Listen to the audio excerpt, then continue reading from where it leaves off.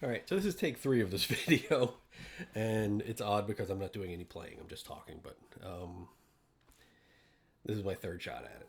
So, what I wanted to talk about for this lesson is what makes a solo good. We talk about the grammar of music so much. These are the chord changes, these are the scales or arpeggios that you can use, and this is what you can play, these are the right notes.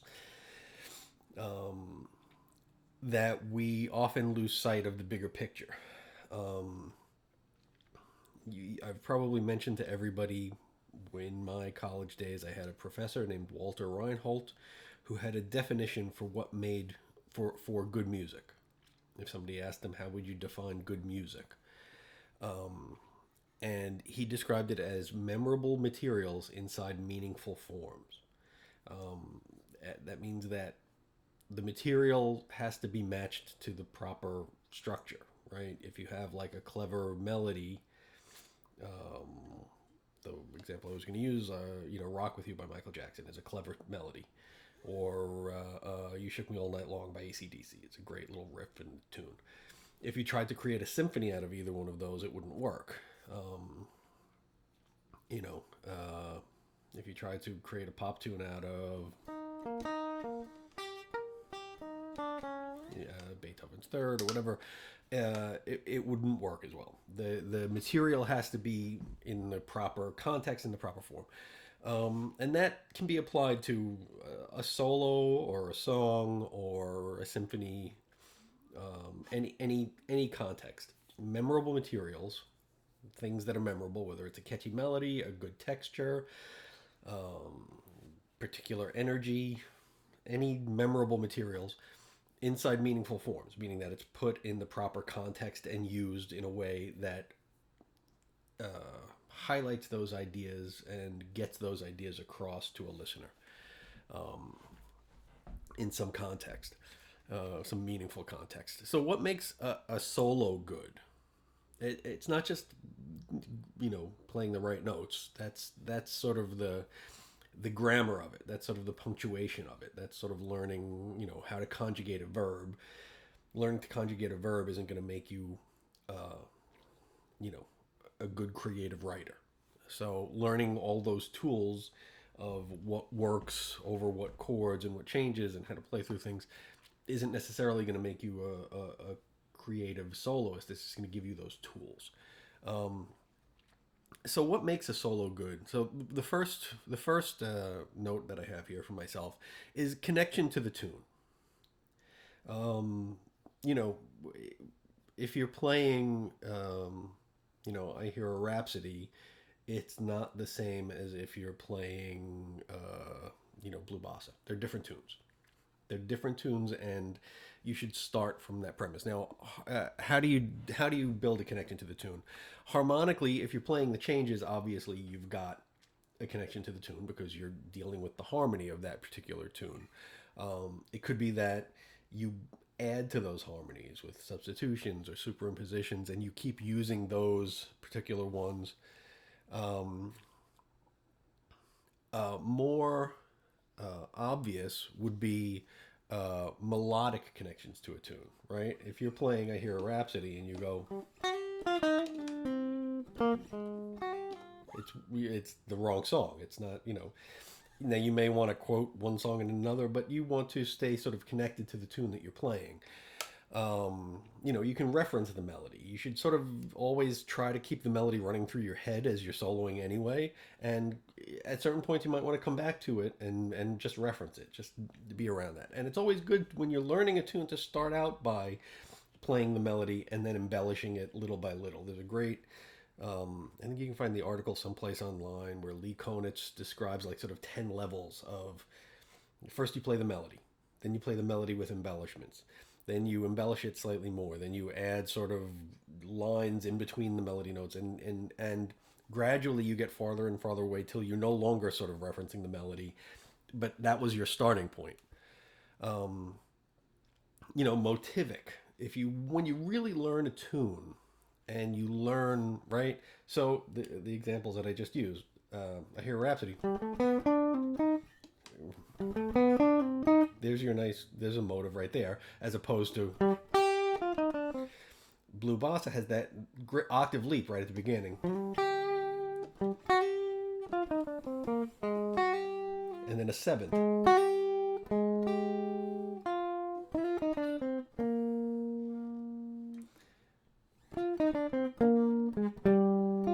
Another seventh, right? So there are motivic aspects that you can then use, right?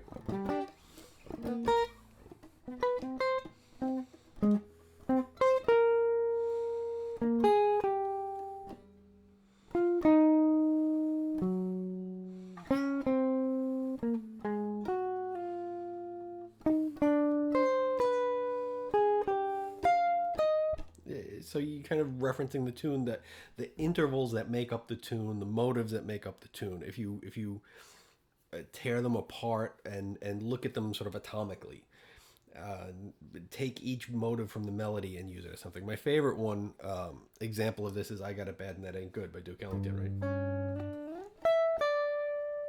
that opening. It's all around a D, right? But you have a half step up to it, and then a leap of a ninth,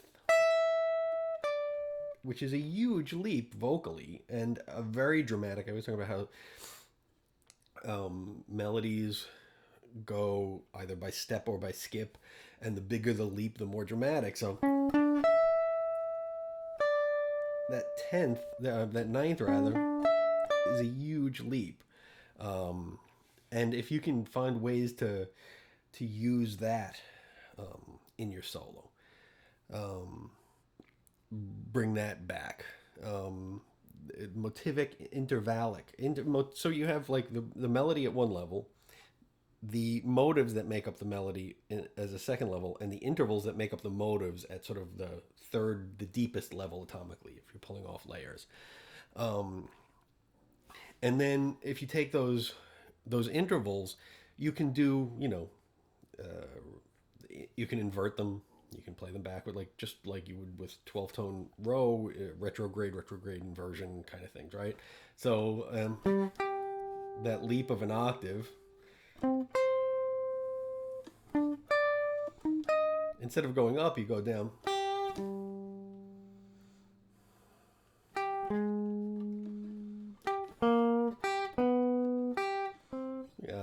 Starting with the leap of the octave down as your starting point, but then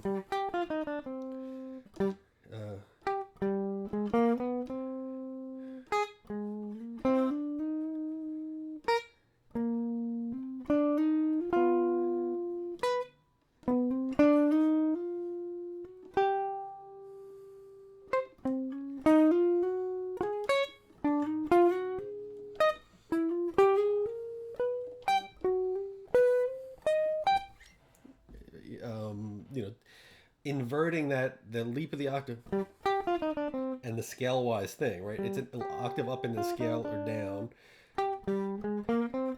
Start with a leap down and then scale wise up. Invert the motive.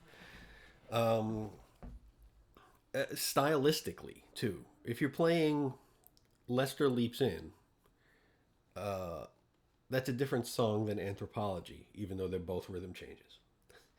Right? But if you're playing, right, it's sort of swing era, sort of four on the floor kind of thing, as opposed to, that's not Anthropology, is it? I forget Anthropology and that's Anthropology. I get my rhythm changes heads mixed up. You want to play more in a more bebop style as opposed to playing in a more swing style. So stylistically appropriate. If you're playing a tune by Chick Corea, you don't want to play swingy or a big band type riffs. You want to play something a little more, maybe, more modal, pentatonic kinds of things, quartal, fourth-ish, that sort of thing. And just even the character or the mood of the piece. There's a story about Lester Young, stopping in the middle of a song, and somebody asked him why, and he said, "Well, I forgot the lyrics." Sort of what the song is about, maybe if there are lyrics, or just even the atmosphere or the mood or the character of a song. Something like "So What." There's not a lot of there's not a lot of material for you to, right? There's the bass line, that riff. There's a whole step, and there's the Dorian mode. There's not a lot there, but it's got a specific sort of character, depending on the tempo you're playing it at. Um, that gives you less material to start with and more that you have to come up with on your own. The other thing that I always talk about is unity and variety. That you want things to be connected. You want there to be some unifying factor, which is why if you're using motives from the melody or intervals from the melody or phrases from the melody, that adds unity. But you don't want to just repeat the melody over and over again because that's not enough variety.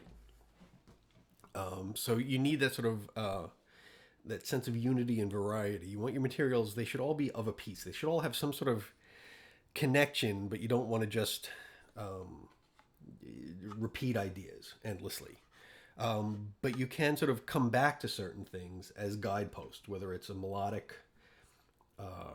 reference from the melody or a riff that you've used or a lick that you've used and you want to sort of restate it. I always use Grant Green as a great person to study in this because he would actually sort of use physical shapes. There are things that he does physically on the guitar that he returns to that area on the guitar as sort of like guideposts, as sort of, the physicality of the instrument becomes a structural factor. He uses the physicality of the instrument to lend structural coherence to his solos. Play along with a couple of solos, learn a couple of his solos. It's a great sort of way that's very guitar-y, very guitaristic, to lend, to add coherence, cohesion to a solo.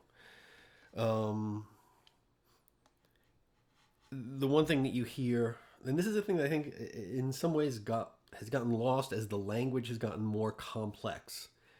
But you always hear older players and read older players talk about that the solo should tell a story. What it's hard, and I think up to a point, the really good players I think everybody sort of understood that, and it maybe has gotten lost because you're dealing with so much information, so many options of how do I play over this change, how do I play over that change, how do I get through these chords. That you want that solo to be a coherent story. Now, what does that mean? Once upon a time, B flat 7. How is that a story? What is that? So what does it mean? Stories have plots. They have beginnings, middles, and endings. They may have subplots, asides. If it's a mystery, they may have red herrings, right?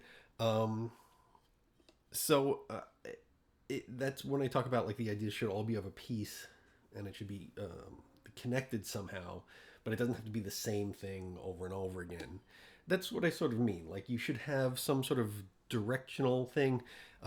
Entrances and exits are important. How you start a solo and how you get out of a solo are important. And knowing when to stop soloing, I talked about this on other videos, I'm sure, because it's a terrible habit of mine that I think, hey, I'm really going now. I'm going to take another chorus. And I was like, nope, I should have stopped. I said everything I had to say. Now I'm just floundering, looking for ideas, trying to fill up another 32 bars, and I should have stopped. Having that sort of beginning, middle, and end. Having the ideas flow from one phrase to the next in a way that makes sense. And a way that a listener can follow. It's almost if you're speaking, and my videos are probably not good examples of this because this is all off the top of my head, that you want one idea to follow the previous idea. You want to build so that you sort of have some sort of narrative structure, some sort of thesis. Here's my idea, and I'm going to detail several aspects of that idea, and then I'm going to reach a conclusion. And it's like you would in an essay, just like you would in any sort of public speaking thing. it's the same when you're soloing. I actually, when I was in college, they made me take a public speaking class, which I thought was idiotic and a waste of my time. But what it made me realize is you had to come up with some sort of speech to get up in front of the class and talk for 10 minutes or 15 minutes.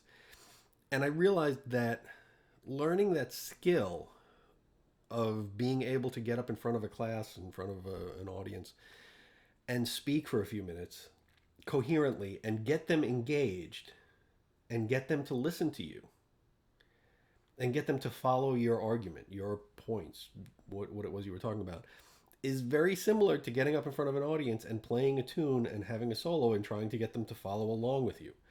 Um,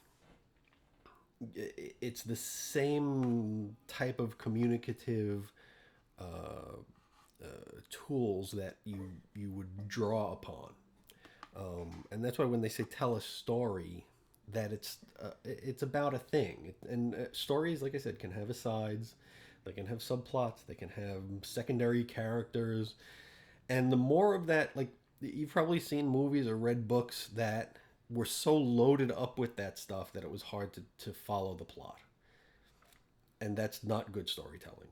But you've probably also seen movies or read books that had these sort of like things that came back that were, you know, um, used again later on in unexpected ways that made you go, "Oh, that's clever. That's a great use of that character. I didn't expect that."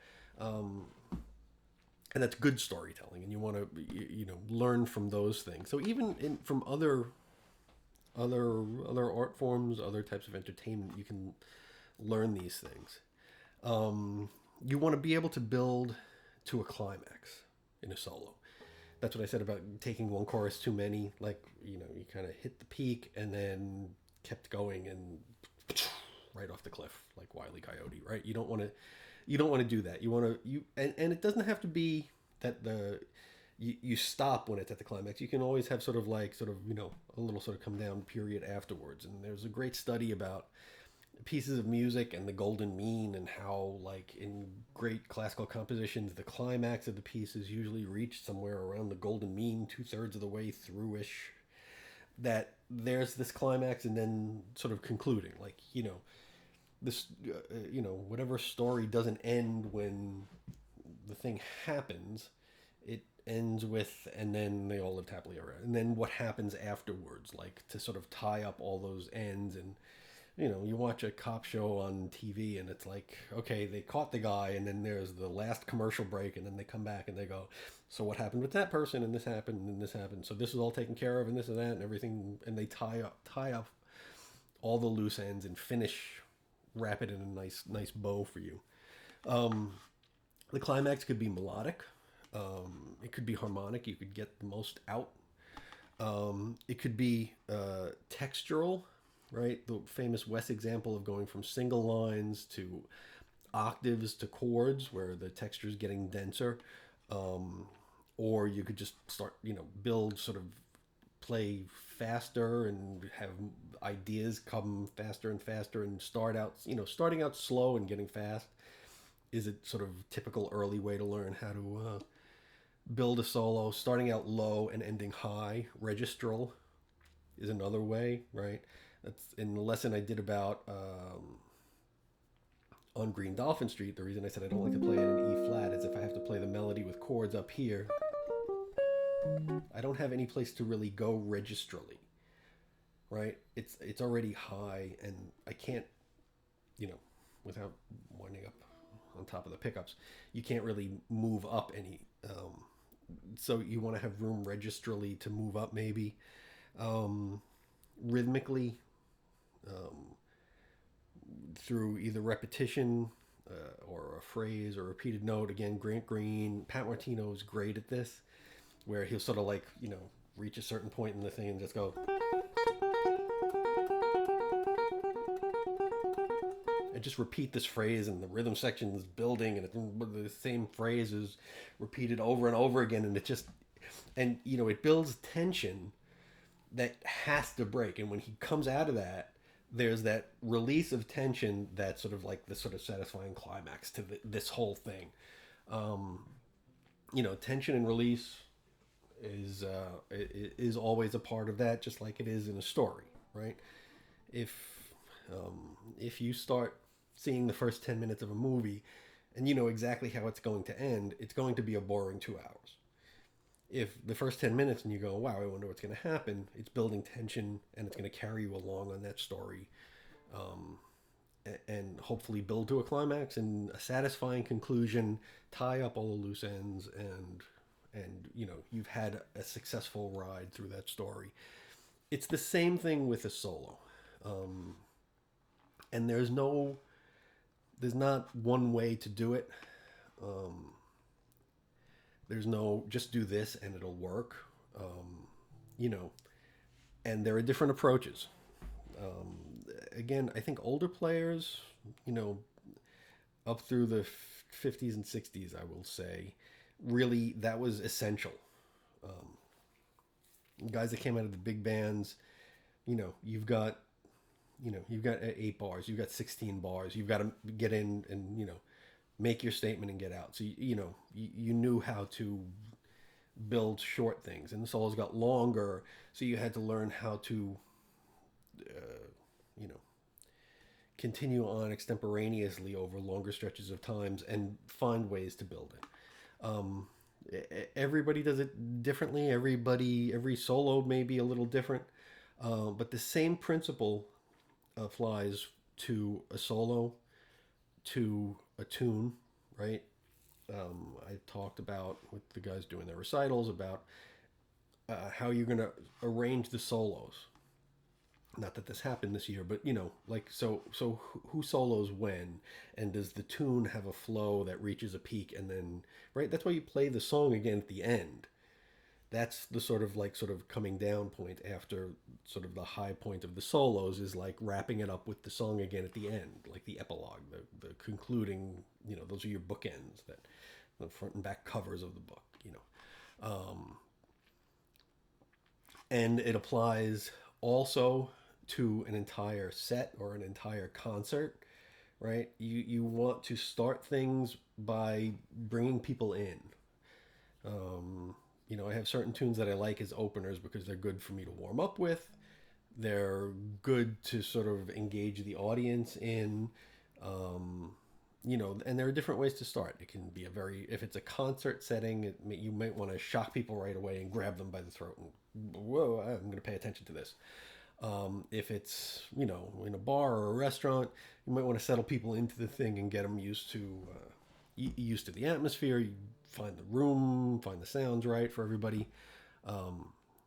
But you want the set to build to some sort of climax too. You want that whole set to have a flow and have a structure and be a satisfying experience. You want to take the listeners for a ride. You want to take the listeners through your story. Um, it's the same if you're writing an extended piece of music. You know, symphonies sort of have to, you know, when they're good, they're like, they have like, each movement has that, and the whole symphony in its entirety will have that. So that by the end, you've reached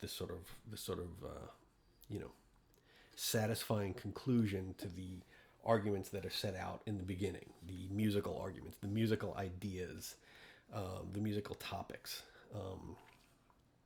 I talk about. I may do one more of these on writing jazz tunes, and a jazz tune usually isn't the be all and end all of the song. It's usually to me the topic for a conversation, the topic for a debate, the topic for an essay. You want to give the performers material that they can then use, whether harmonic or melodic or both, that they can then expound upon and build on and add their own commentary to and turn it into something greater than it was. If you write it all, and I'm talking about like writing a tune as opposed to like sort of a jazz composition, more of a Bruckmeyer or Maria Schneider for an orchestra kind of thing, where things are more composed all the way through.